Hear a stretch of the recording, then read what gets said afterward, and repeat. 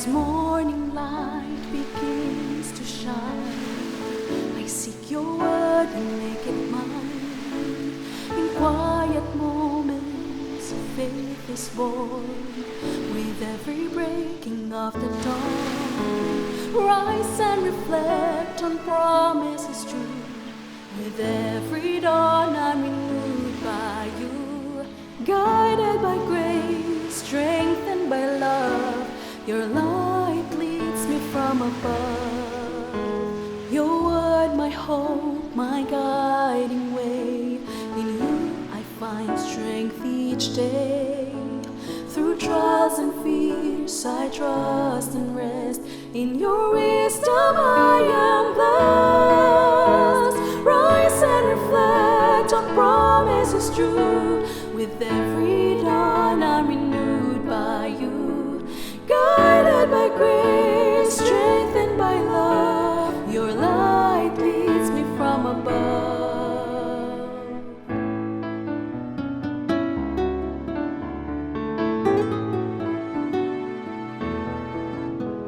Your word, my hope, my guiding way. In you I find strength each day. Through trials and fears I trust and rest. In your wisdom I am blessed. Rise and reflect on promises true. With every dawn I'm renewed by you. Guided by grace, strengthened by love, your light leads me from above. Rise and reflect on promises true. With every dawn I'm renewed by you. Guided by grace, strengthened by love, your light leads me from above. Your light leads me from above.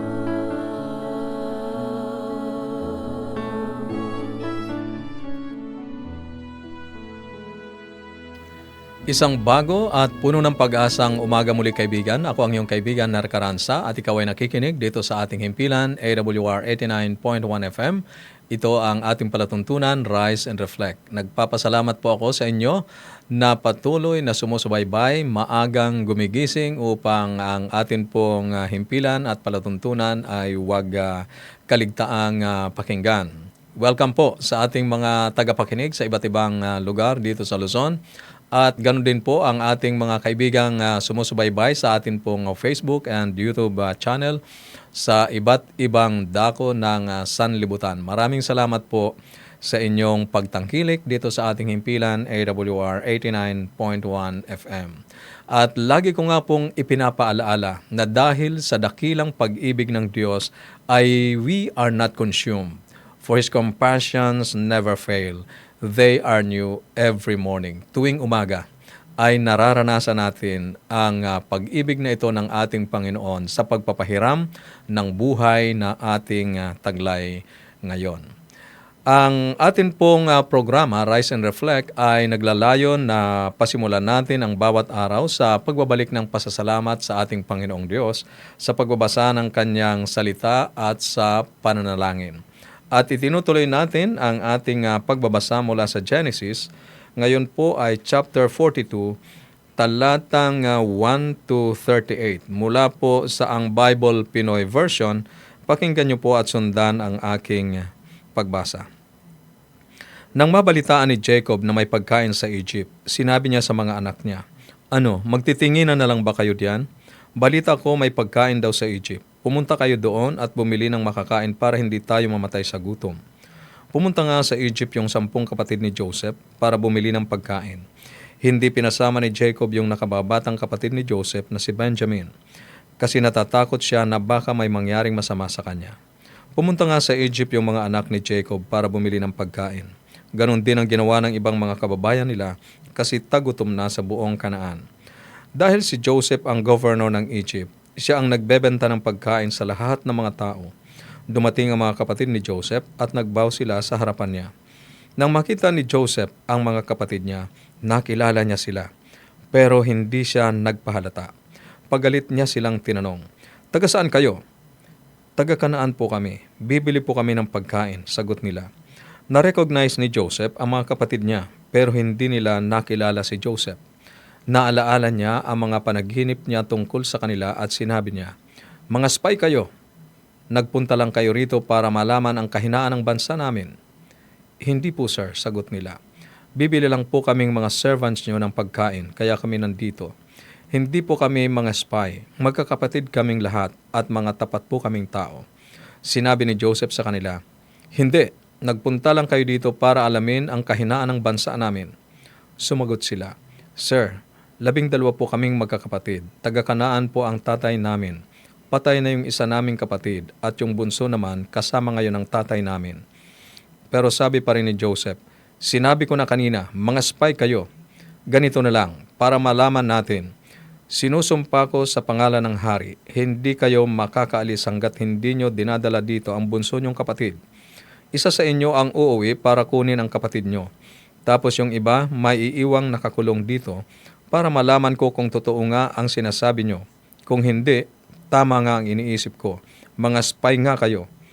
Tapos kinulong niya silang lahat ng 3 araw. Nung pangatlong araw, sinabi ni Joseph sa kanila, "May takot ako sa Diyos, kaya hahayaan ko kayong mabuhay, pero sa isang kondisyon. Kung talagang nagsasabi kayo ng totoo, maiwan dito sa kulungan ang isa sa inyo. Tapos uuwi na yung iba para dalhin sa mga nagugutom ninyong pamilya ang mga nabili ninyong pagkain. Tapos dalhin nyo yung bunso nyong kapatid sa akin. Diyan ko malalaman kung totoo nga ang sinasabi nyo. Pag ganon, hindi kayo mamamatay." Pumayag silang lahat. Sinabi nila sa isa't isa, "Pinagbabayaran na natin yung ginawa natin sa kapatid natin. Hirap na hirap siya noon, pero hindi natin siya pinansin nung humihingi siya ng tulong. Kaya ngayon, tayo naman ang naghihirap."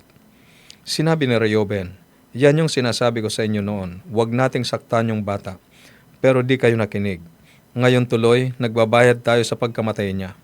Hindi nila alam na naiintindihan ni Joseph yung sinasabi nila kasi may interpreter siya pag nakikipag-usap sa kanila.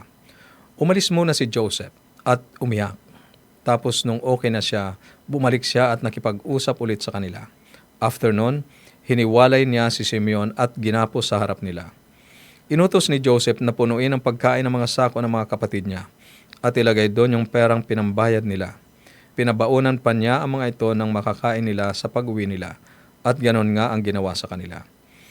Kinarga nila ang mga biniling pagkain sa mga dangki at saka sila umalis. Nung tumigil sila sa isang lugar para magpalipas ng gabi, binuksan ng isa sa kanila ang sako niya para magpakain ng dangki. Tapos nakita niya yung pera niya sa loob ng sako. Sinabi niya sa mga kapatid niya, "Hala, binalik sa akin yung pera ko, nandito sa sako." Naginig sila sa takot at sinabi nila sa isa't isa, "Ano itong ginawa ng Diyos sa atin?" Pagdating nila sa Kanaan, kinuwento nila sa tatay nilang si Jacob ang lahat ng nangyari sa kanila. Sabi nila, "Grabe magsalita sa amin yung governor ng Egypt. Pinagbintangan ba naman kaming nag-i-espiya sa bansa niya? Pero sabi namin, mga tapat po kaming tao, hindi kami mga spy. 12 kaming magkakapatid sa iisang tatay. Patay na ang isa naming kapatid, tapos yung bunso naman naiwan sa Kanaan kasama ng tatay namin." Tapos sabi ng governor, "Para malaman ko kung totoo nga ang sinasabi nyo, isa sa inyo ang may iwan dito. Tapos yung iba pwede nang umuwi, dala ang pagkain para sa nagugutom nyong pamilya. Dalhin nyo dito yung bunso nyong kapatid. Doon ko lang malalaman kung tapat nga kayo at hindi mga spy. Ibabalik ko din sa inyo ang kapatid nyo. Tapos pwede pa kayong magstay dito at magnegosyo." Nung inaalis na nila yung laman ng mga sako, nakita nila yung mga pera nila doon. Natakot silang lahat, pati ang tatay nila. Sinabi sa kanila ng tatay nila, "Gusto nyo bang mawala sa akin ang lahat ng mga anak ko? Wala na si Joseph, wala na din si Simeon. Tapos ngayon gusto nyo pang dalhin doon si Benjamin? Napakahirap nito para sa akin." Sinabi ni Reuben sa tatay niya, "Pag hindi ko po nabalik si Benjamin sa inyo, patayin nyo ang 2 anak ko. Basta ako po ang bahala sa kanya. Ibabalik ko siya sa inyo." Pero sabi ni Jacob, "Hindi nyo isasama ang anak ko. Namatay na ang kuya niya at siya na lang ang naiwan. Baka may mangyari pa sa kanya sa daan. Matanda na ako at mapapatay niyo ako sa ginagawa niyong iyan." Inuusig ng konsensya. May pagkakataon na kahit na anong pilit nating itago ang nagawa nating kasalanan, sa paglipas ng mga taon ay hindi rin maiiwasang mabubunyag. May mga krimen tayong napapanood o naririnig na matagal nang nangyari na hindi nahuli ang gumawa. Subalit nagugulat tayo sapagkat mayroong lilitaw at lilitaw na saksi o ang kriminal mismo ang magsasabing sila ang gumawa. Sa ganoong pagkakataon, masasabi nating nabubuhay sila sa pagkakasala at inuusig ng kanilang konsensya. Wala na sigurong mas bibigat pa sa isang nagkasalang budhi na ginugulo ng kanyang konsensya. Matapos ang tagutom na tumama sa lupain ng Kanaan mula sa panaginip ni Faraon na binigyang kahulugan ni Joseph, ay ipinadala ni Jacob ang kanyang mga anak sa Ehipto upang bumili ng pagkain para sa pamilya, sang-ayon sa talatang 2. Nakita natin ang buhay pamilya ng mga kapatid ni Joseph. Pinoprotektahang mabuti ni Jacob ang kapatid ni Joseph na si Benjamin at hindi siya isinama sa paglalakbay patungong Egypt. Their father was still playing favorites. Ganon pa rin ang ugali ni Jacob. Sa Egypt, nakilala ni Joseph ang kanyang mga kapatid, pero siya ay hindi nila nakilala, sang-ayon sa talatang 7. May isip lang natin ang mga kaisipan at emosyon na tumatakbo sa isip at puso ni Joseph. Matapos tanungin ng mabuti ang kanyang mga kapatid, natuklasan niyang hindi pinasama ng kanilang ama si Benjamin sa kanilang mga kapatid sa pagpunta sa Egypt. Nagpasya si Joseph na subukan ang kanyang mga kapatid. Ipagkakanulooban nila si Benjamin tulad ng pagtataksil nila sa kanya, sang-ayon sa talatang 15. Pagkaraan ng 3 araw sa custody, ikinulong ang kanyang mga kapatid, ipinakulong ang kanyang mga kapatid. Ipinagtapat ng magkakapatid sa isa't isa kung ano ang nasa isip nila.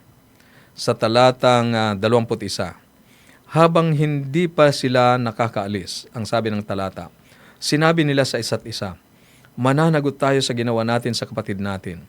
Nakita natin ang paghihirap niya nang nagmamakaawa siya sa atin, pero hindi natin siya kinaawaan. Kaya ito ang dahilan kung bakit dumating ang mga paghihirap na ito sa atin. Isinisisi nila sa kanilang sarili ang kanilang naging karanasan doon sa kanilang ginawa kay Joseph. Sa lahat ng mga taon na iyon na lumipas, sila ay nabubuhay, namumuhay, na dala ang bigat ng kasalanang kanilang ginawa kay Joseph. Kaibigan, malinaw na inilarawan ni David ang ganitong karanasan o buhay ng taong nabubuhay sa pagkakasala at ang tanging paraan kung paano iyon mawawala at mamuhay ng may kapayapaan at katahimikan. Sa mga awit, kabanatang 32, ganito ang nakasulat. Nang ako'y tumahimik, ang aking mga buto ay nanghina sa aking pagdaing sa buong araw. Sapagkat araw at gabi ay mabigat ang iyong kamay sa akin. Ang aking lakas ay naubos gaya ng init ng tag-araw. Sinasabi ni Haring David, nang hindi niya ipinahayag ang kanyang kasalanan, ang kanyang mga buto ay nanghina, nang lupaypay ang kanyang buhay. Ramdam niya ang bigat ng kanyang nagawang pagkakasala. Sa talatang 5, ganito ang nakasabi, pakinggan mo kaibigan. Ngunit sa wakas, ipinagtapat ko ang aking mga kasalanan sa inyo. Hindi ko na ito itinago pa. Sinabi ko nga sa sarili ko, ipagtatapat ko na ang aking mga kasalanan sa Panginoon at pinatawad niyo ako. Kaibigan, ang tanging solusyon sa nabibigatang budhi dahil sa nagawang pagkakasala ay ang ipagtapat sa Diyos ang ating nagawang kasalanan, pagsisihan, sapagkat ipagkakaloob ng ating Panginoon ang kapatawaran at ang kapayapaan na ating hinahanap. Kaibigan, ano ang nakita mong tanging solusyon upang mapatawad at mawala ang usig ng konsensya? May mga bagay ba sa iyong buhay na kailangan mong itama sa Diyos at sa iba? Ano na ang hakbang na iyong ginawa? May kagalakan at kalayaan sa pagsisisi at pagpapatawad ng ating Panginoong Diyos. Para sa iyong comments, insight, and reflection, maaari kang mag-text sa ating mga numero 0917-1742-777, 0917-1742-777, at sa 0918-9447-891, 0918-9447-891. At para naman po sa inyo na nandyan po sa ating YouTube channel and Facebook page, maaari nyo pong i-comment dyan sa comment section ang inyo pong mga insight and reflection. Sa ating pagpapatuloy, pakinggan natin ang awiting inawit ni Precious Shekinah Bawaan, may pamagat na Whole Again. Pakinggan po natin ang awiting ito.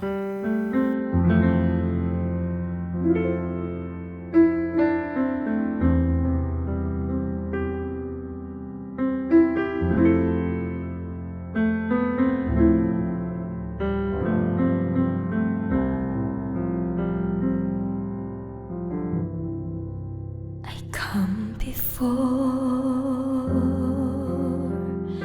the throne of God. My kneeling soul is filled with wondering awe as the Savior's tender mercy heals the wounds of all my sins. I praise the love that makes me whole again. I come in hope, I come in faith to feel the touch of His redeeming grace. As I offer Him my broken heart, He heals the hurt within, and I praise the love that makes me whole again. Hallelujah, my kneeling spirit cries as He reaches out His hands to bid me rise. Hallelujah, praise the healer of all men, who makes me more than what I was and sees beyond what I am. And when I fall, He lifts me up, restores my soul, removes my bitter cup. For He heals my every heartache, and He carries all my pain. And I praise the love that makes me whole again. Hallelujah, my kneeling spirit cries as He reaches out His hands to bid me rise. Hallelujah, praise the healer of all men, who makes me more than what I was and sees beyond what I am. And when I fall, He lifts me up, restores my soul, removes my bitter cup. For He heals my every heartache, and He carries all my pain. And I praise the love that makes me whole again.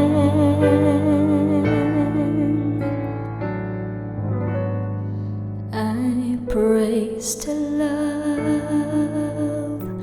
that makes me whole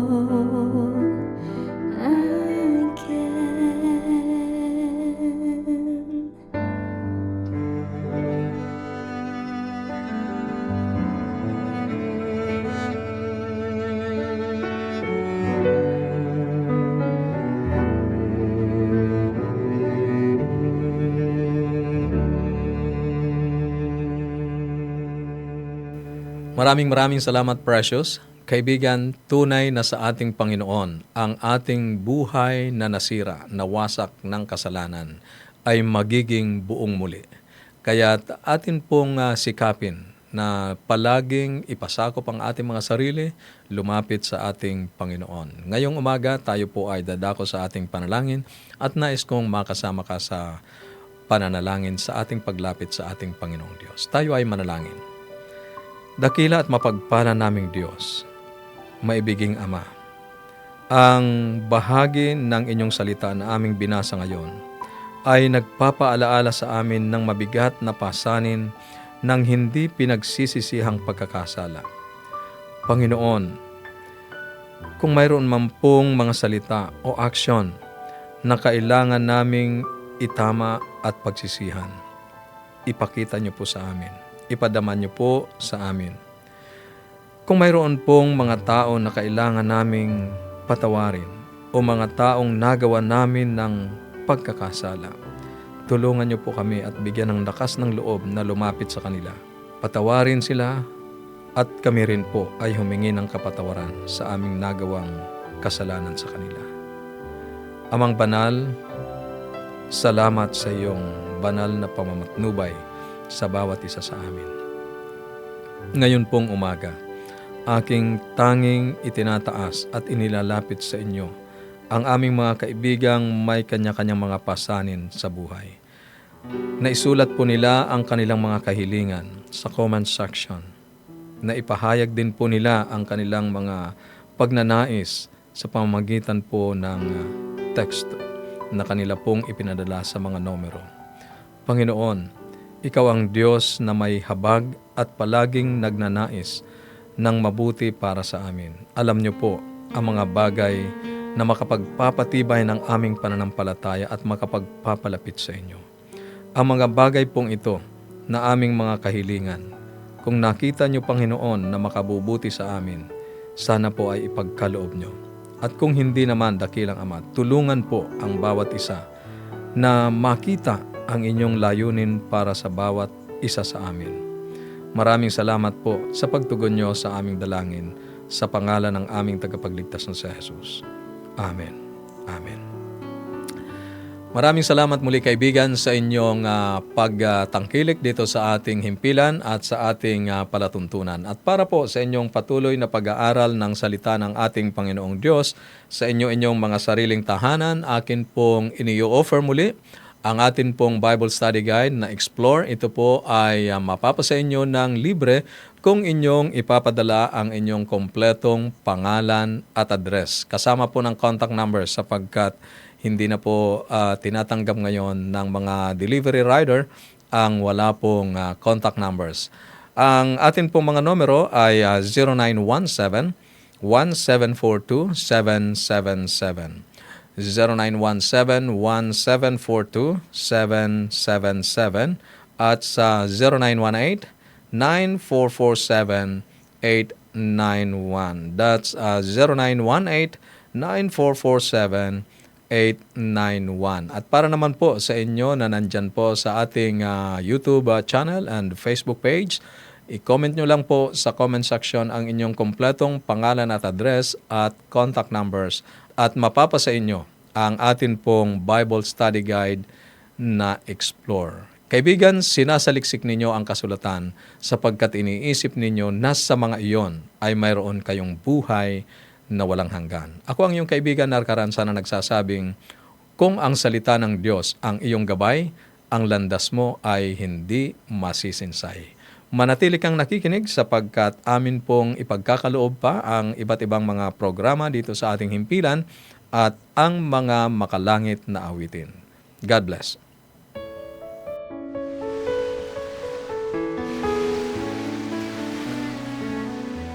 As morning light begins to shine, I seek your word and make it mine. In quiet moments, faith is born. With every breaking of the dawn, rise and reflect on promises true. With every dawn, I'm renewed by you, guided by grace, strengthened by by love. Your light leads me from above. Your word, my hope, my guiding way. In you I find strength each day. Through trials and fears I trust and rest. In your wisdom I am blessed. Rise and reflect on promises true. With every dawn I'm renewed by you. Guided by grace, strengthened by love. Your light leads me from above.